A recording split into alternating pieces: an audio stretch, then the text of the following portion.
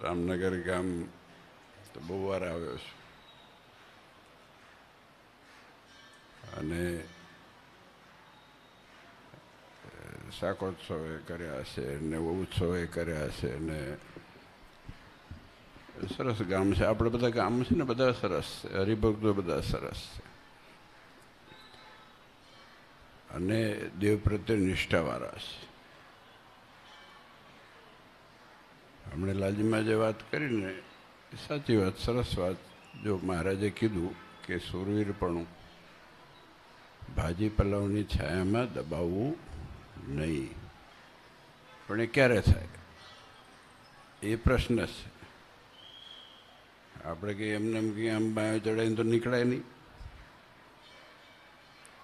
એ થાય ત્યારે કે જ્યારે આપણને જાણપણું થાય કે આપણે કોણ છીએ. આ પાછા મૂળિયા છે. હું જ્યારે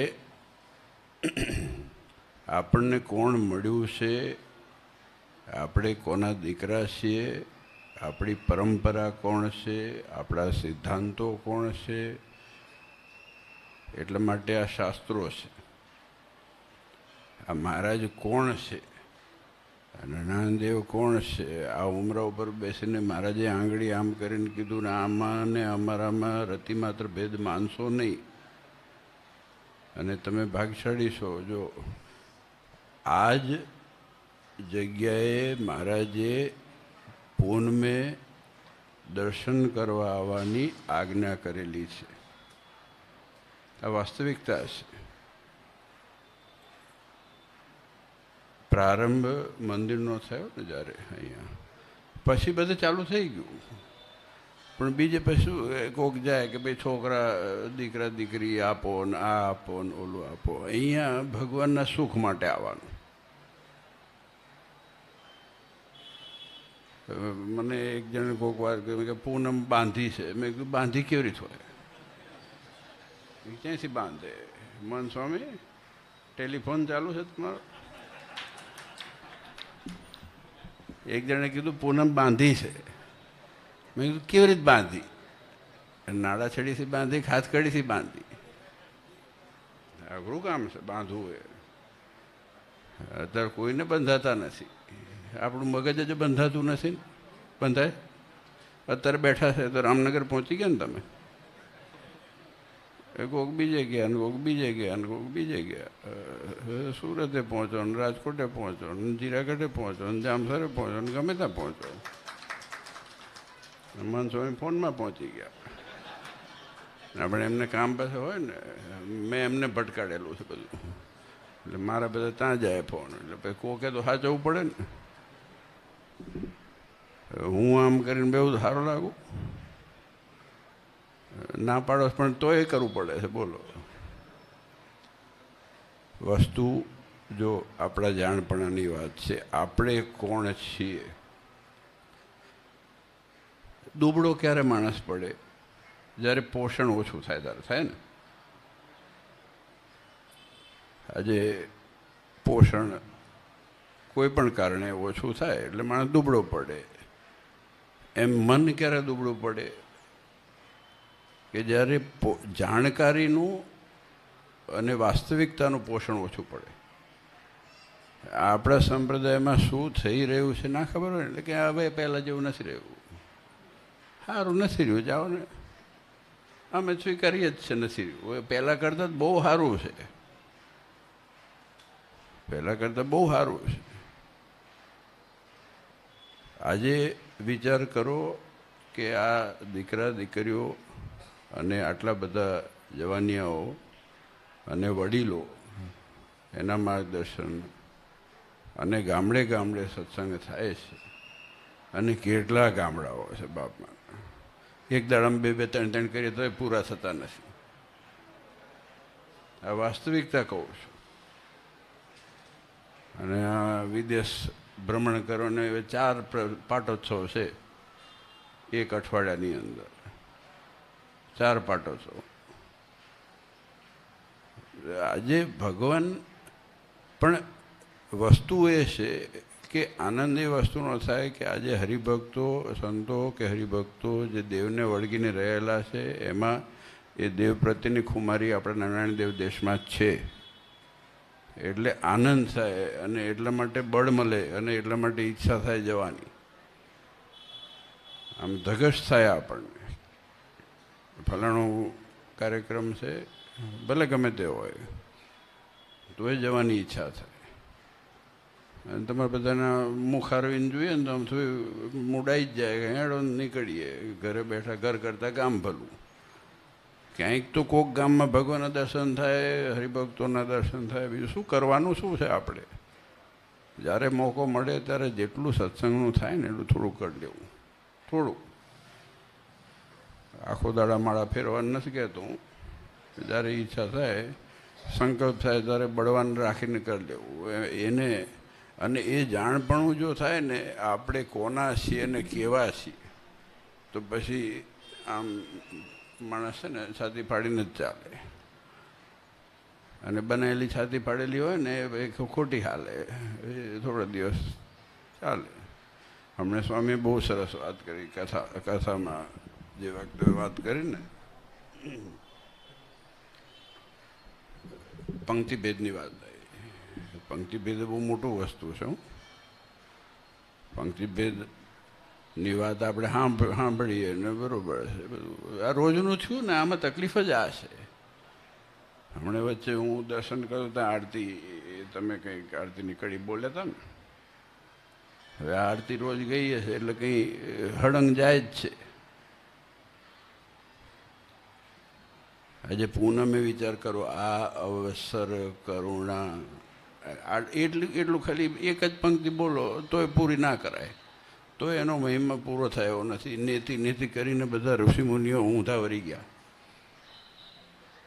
કેટલા નંદ સંતોએ કેટલા છંદ ગદ્ય ને પદ્ય લખ્યા છે.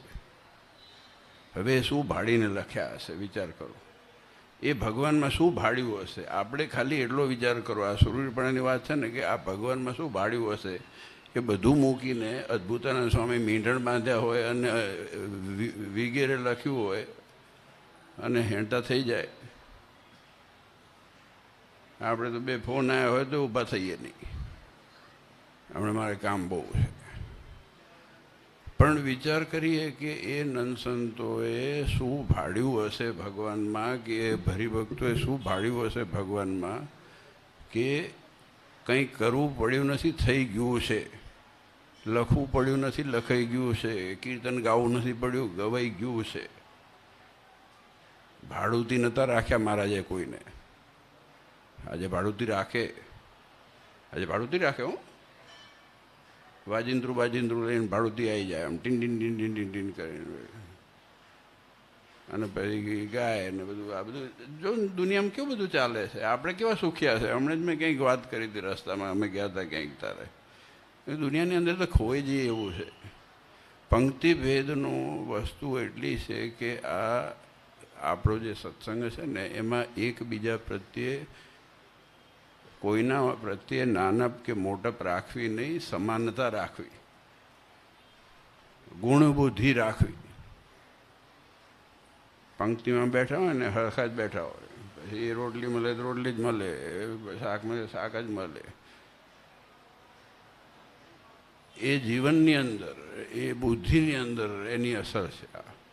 મહારાજ જે છે ને, એ ખાવા માટેની પંક્તિની વાત નથી કરેલી,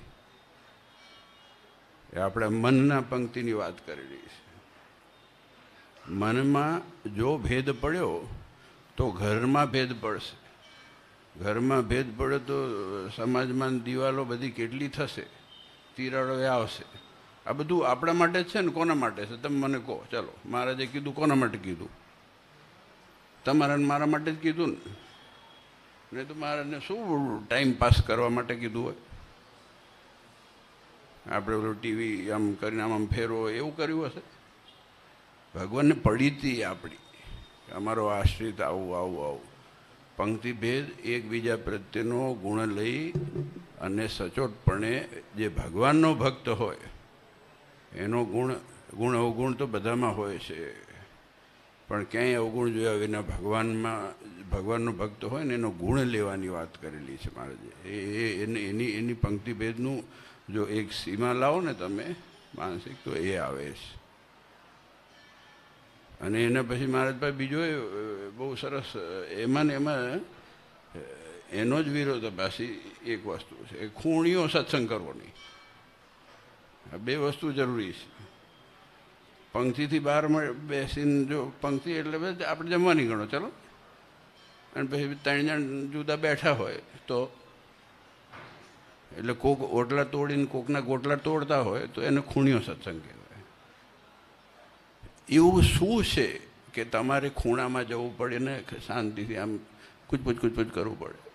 હું જે કહું સભામાં નથી કહેતો, એમને એમ જ કહું છું ને. હા, નથી સાંભળ્યું ભાઈ, તમે 50 વર્ષ નથી સાંભળ્યું તો તાળી પાડી દીધી, કંઈ વાંધો નહીં.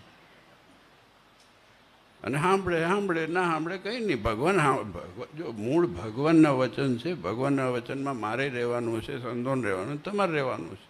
આપણે એનાથી સુખ્યા છીએ. એટલે આ બે વસ્તુ છે ને બહુ મહત્ત્વની છે. જો પંક્તિ ભેદ ન થાય, જો સમાનતા આવે, સમાનતા એટલે બધા એક હરખા થઈ જાય એવું ના થાય તો પછી મૂડ જતો રહે. સ્વભાવ તો જુદા હોવા જ જોઈએ, પણ એકબીજા પ્રત્યે લાગણી હેત અને ગુણબુદ્ધિ રાખવી. હળંગ કહી દઉં ને એટલે નથી સમજણ પડતી આપણને, એમ થાય કે આ વાત કરી નાખી પતી ગઈ. આ બહુ અઘરા શબ્દો છે.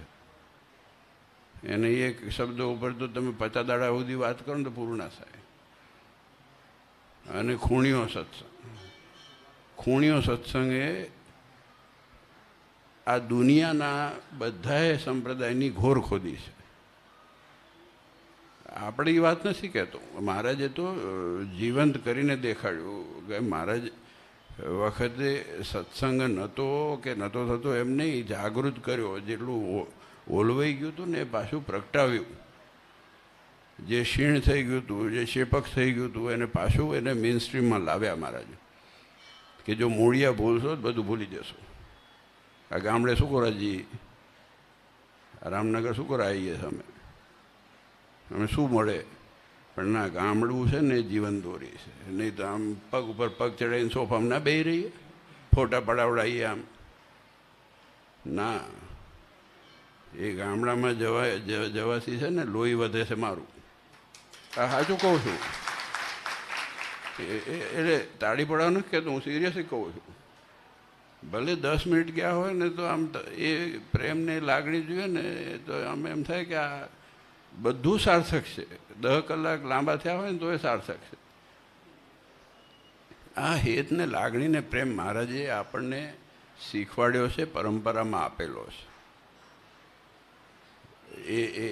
એ બીજબળ આપેલું છે. તમારા વડવાઓએ સત્સંગ રાખ્યો છે એટલે આપણે આ પગથિયા ચડ્યા છે. અમારા વડવાઓએ સત્સંગ રાખ્યો છે ને આપ્યો છે એટલા માટે આ પગથિયા ચડાય, ને તો પગથિયા ન ચડાય. આ વાસ્તવિકતા છે. અને જો દેવના આશીર્વાદ છે તો એના પ્રાંગણમાં બેસી અને એમનો 2 ઘડી વાત સાંભળવાનો મોકો મળે છે. તો એ મળે નહીં, એ ન મળે. એટલે આજે ભાગ્યશાળી છે. તમે જો આ પરિવારે આયોજન આપણે લાભ લીધો અને બીજાએ લેશે. અને હવે આરતીનો સમય થયો અને તમે બધા અહીંયા એકત્રિત થયા. એટલે જો હું તો ખાસ અનુરોધ કરું છું કે અહીંયા છે ને સુખી થવું હોય તો પૂનમ ભરવીને બાંધવી એના કરતાં નારાયણ દેવ પાસે જવાનું. બીજે ચાંય જવાની જરૂર નથી. 68 તીર્થ ચરણે કોટી ગયા કાશી. એમને એમ ફરવા જાઓ, જ્યાં રજડવું રખડો, પણ આ ચરણ મૂકશો તો પતી ગયું. મારો નિયમ છે, હું ક્યાંય જતો નથી. એમને બીજો કંઈ પાટોત્સવ હોય, આ હોય તે હોય, આપણે નાના મંદિરમાં જઈએ, પણ આ ચરણ મૂકીને બીજી જગ્યાએ માથું નમે નહીં. એની ખુમારી હોય ને. અને એટલી જો ગાંઠ વાગી ગઈ ને તો જિંદગીમાં કોઈ દે તમે આપણે દુઃખી જ ના થઈએ. હું તો લખીને આપું સ્ટેમ્પ પેપર ઉપર, સિરિયસલી. કેમ કે એમાં મહારાજના વચન છે, મારા નથી. આ મહારાજે શિક્ષાપત્રીમાં લખેલા વચનો છે. મહારાજે અહીંયા ઓટલા ઉપર ઊભા રહીને કહેલા વચનો છે. એટલે એમાં તો આપણે કેટલા ભાગશાળી છે કે આવા દેવના દર્શન મળે, લાભ મળે. અહીંયા જે ભૂમિ ઉપર ભગવાન બિરાજમાન હતા, હાલતા હતા, ચાલતા હતા, જમતા હતા, રમતા હતા, એના ઉપર ઊભા રહેવાનો મોકો મળે છે, આપણને બેસવાનો મોકો મળે છે. અહીંથી લાંબા સાહેબ રમણ રેતીમાં આડોટે છે, લોકો આડોટે છે ને, આડોટવાની જ જગ્યા છે. આ તો ઠીક છે, આ બધા ઓલા કોન્ક્રીટ નાખી દો, નહીં તો આડોટવું જ જોઈએ આપણે બધાએ, તમારે ને અમારે. અમે હમણાં જ મહંતને વાત કરી, મેં કોન્ક્રીટ નાખ્યા ત્યારથી અમદાવાદની દશા ભૂંડી કરી નાખી છે. એટલે અમદાવાદ મંદિરની નહીં, આખા અમદાવાદ ગામની 5 ડિગ્રી ટેમ્પરેચર વધારે નાખ્યું. હજી એ જ કોન્ક્રીટના જંગલો ચાલુ જ છે, ખબર નહીં શું કરવાના છે. પણ જો છેડો એ છે, આ તો બીજી વાત છે, આ દેવ અને આપણી ભક્તિ, આપણી શ્રદ્ધા આના સિવાય ક્યાંય જાય તો આપણું જીવન શું કામનું? આપણા વડવાઓ જે આપણને રોપ્યા છે બીજ, એને આપણે કામયાબ કરવા આટલી પાત્રતા રાખવાની છે. બસ આપણે એવા સક્ષમ થઈએ કે આ ભગવાનને, હમણાં મન સ્વામી વાત કરી ને કે જેવા છે એવા ઓળખાય, જેવા છે એવા તો ઓળખી હું જ નથી શક્યો, પણ પ્રયત્ન કરવાનો છે. આ જિંદગી છે ને, આખો રસ્તો છે જેમાં આપણે પ્રયત્નશીલ રહેવું જ પડે. કોઈ પૂર્ણ કામ નથી થતું, મહારાજ પોતે કીધું છે, મારા વચનામૃતના શબ્દો છે. એટલે આ તો પ્રયત્ન, આખી ગતિ છે, આખો રસ્તો છે, એમાં જ્યાં ત્યાં ગુણ બુદ્ધિ આવતી જાય ને આગળ વધતા જવાનું બસ. અને પૂનમે આવું એની ગાંઠ મારજો, એટલે બીજી ગાંઠ નહીં, દેવ, બસ દેવના દર્શન કર્યા વગર. હું કે બહુ હમણે હું આવતો તો મને ફોન આવ્યો, મેં કહ્યું મંદિરે છો કે ના, કે બહુ ગરમી છે. મેં કહ્યું હાંજે ઓછી થઈ જશે, હાંજે ગુડાજો. તો શું કહીએ, જે બાના જ કાઢો હોય ને એ જ કહેવાય. પછી હાંજે ઓછી થશે એટલે આખી બપોર તપ્યું હોય ને એટલે હાંજે વધારે તપે. એટલે આપણે તો ઊંધાને ઊંધું ભરાવવું. જે પ્રશ્ન જેવી રીતે પૂછે એવો એને ઉત્તર આપી દેવાનો. મારે જેવું જ કરતા હતા, અમારે થોડીક અસર તો આવે ને. એટલે ભલે ને બધા, જો આમાં દેવ દર્શન સિવાય મહારાજે તો કીધું છે નિત્ય પ્રત્યે સંધ્યાકાળે દેવ દર્શન કરવા જવું. આપણે અનુકૂળતા જઈએ, બરાબર છે, પણ પૂનમે તમે બધા આવો છો, આટલો ખપ રાખો છો, ખૂબ ખૂબ ધન્યવાદ છે. આવતા રહેજો, તમારા મિત્રો હોય, સગા હોય, સંબંધી લાવજો. દેવના દર્શન થશે, એની નજર આપણા ઉપર પડે તો આપણું રૂડું થાય, બસ બીજું કંઈ કારણ નથી. અહીંયા ભીડ ભેગી કરીને મારે કંઈ સર્કસ નથી કરવાનું. એટલે સર્કસમાં ભીડ થાય જ છે, જાદુગરે ભીડ કરે છે, એટલે કોન્સર્ટ થાય ને ઓલું થાય ને ઓલે ગરબા થાય, એમાંય થાય. પણ આની નજર પડશે ને તો આપણા જીવનું કે આપણા પરિવારનું મંગળ થશે. આ વાસ્તવિકતા છે. તો હવે આરતીનો સમય થયો છે, બધા દર્શન કરવા પધારો. ઠાકોરજીનો થાળ લઈને બધા જજો, પ્રસાદ લઈને જજો. અને બસ આ લાભ લીધો. ધન્યવાદ આપ સૌ હરિભક્તોને અને વાંહે બધા ઊભા રહેલા બધા ઋષિમુનિઓને. જય સ્વામિનારાયણ.